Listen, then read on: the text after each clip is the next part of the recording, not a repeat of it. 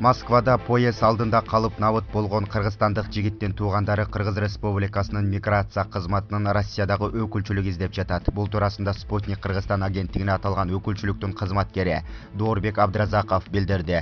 21 жаштагы жигитти 5 ноябрда Москва шаарындагы Белорусский темир жол бекетинде поезд коюп кеткен. Анын сөөгү учурда шаардагы номер 67 оорукананын өлүкканасында сакталып турганын айтылды.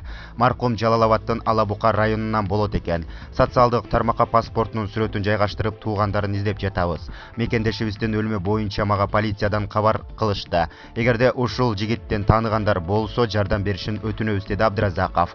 Москвадагы кыргыз диаспорасынын кыргыз биримдиги коомунун өкүлү, коомдук ишмер Улан Кошматов менен Спутник Кыргызстан маек куруп, мигранттардын көйгөйү чет жерде каза тапкан мекендештердин сөөгүн Кыргызстанга жөнөтүү түйшүгү тууралуу маектешкен.